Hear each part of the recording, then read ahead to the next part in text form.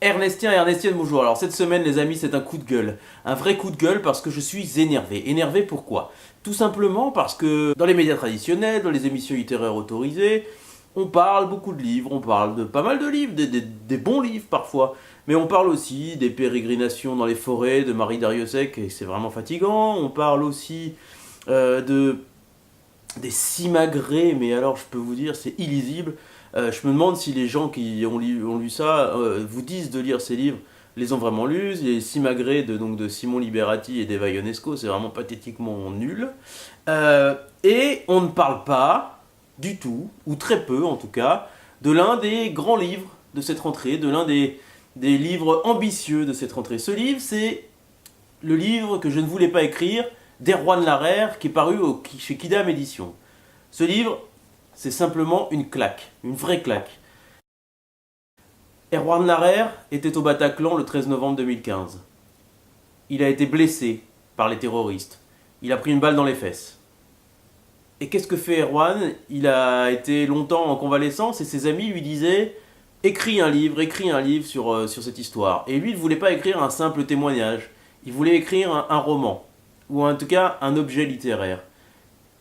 C'est difficile, mais il y arrive. Et en fait, c'est ça. Il voulait pas écrire ce livre. Nous, on n'avait pas forcément envie de lire un livre difficile sur un rescapé du Bataclan, et ainsi de suite. Et en fait, c'est pas du tout ça. C'est à la fois un livre sur son aventure, ce qui lui est arrivé, mais c'est aussi un livre sur la vie, sur les amis, sur ce qu'on aime, ce qu'on aurait pu faire, ce qu'on a envie de faire et ce qu'on doit faire. Vraiment, ce livre est époustouflant. Il n'est pas larmoyant, il est intelligent, beau, émouvant, il est très très drôle, il y a vraiment des moments hilarants, aussi fou que ça puisse paraître, il y a des moments hilarants.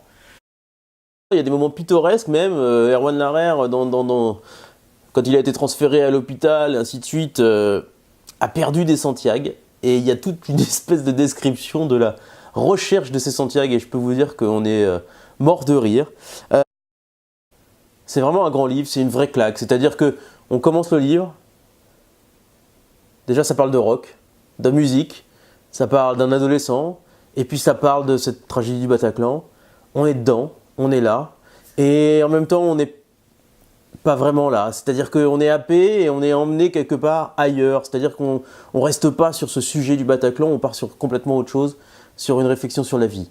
Vraiment, vraiment, c'est un grand livre et c'est une honte que les médias n'en parlent pas plus.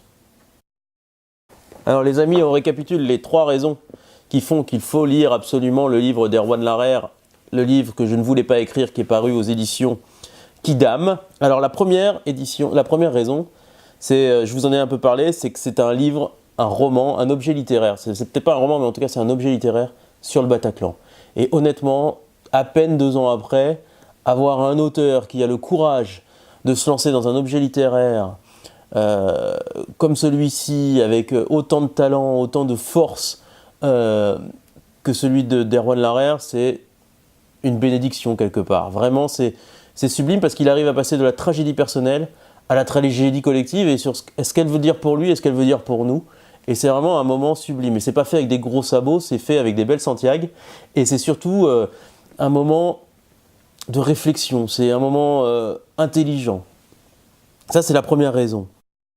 La deuxième raison, c'est vraiment l'écriture d'Erwan Larrère. C'est une écriture virevoltante, ambitieuse, drôle et étonnante. Il y a vraiment il y a des moments, il ose des choses hallucinantes. C'est-à-dire que pour raconter la scène du Bataclan, le moment où le drame survient, il s'imagine dans la tête des terroristes.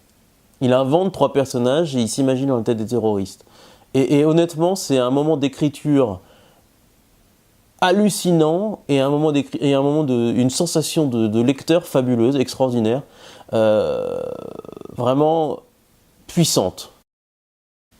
Et enfin, la troisième raison qui fait qu'il faut absolument lire ce livre, c'est les émotions que l'on ressent tout au long du livre. C'est-à-dire que à la fois, on est replongé dans cette tragédie, dans tout ce que ça peut vouloir dire pour chacun d'entre nous, On a envie de pleurer. On est ému, très ému, on est happé vraiment par ce livre, par l'écriture. Il nous prend comme ça, c'est un peu comme si on était aspiré dans le livre. Mais en fait, on se prend à rigoler, on se prend à trouver ça pittoresque. On sort de là finalement et on a envie de faire l'amour, de faire la fête, d'aller voir ses potes, de boire des coups.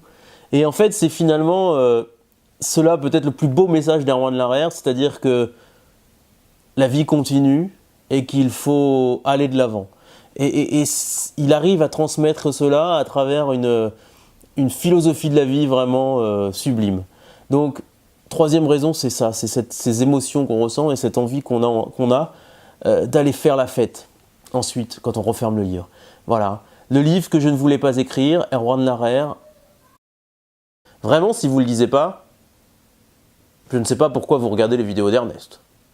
Et voilà, Ernestien et Ernestienne, c'est fini pour cette semaine. On espère avoir rempli notre rôle de contre-programmateur, en tout cas de vous avoir donné envie d'aller vers ce livre d'Erwan Larrer, le livre que je ne voulais pas écrire chez Quidam Édition, qui est vraiment un livre un peu passé sous silence, et c'est vraiment dommage. Donc allez-y, et puis n'oubliez pas, hein, comme chaque semaine, de soutenir Ernest sur Facebook, sur Twitter, sur Instagram, et puis aussi de vous abonner à Ernest. C'est l'automne, on a une offre spéciale d'abonnement.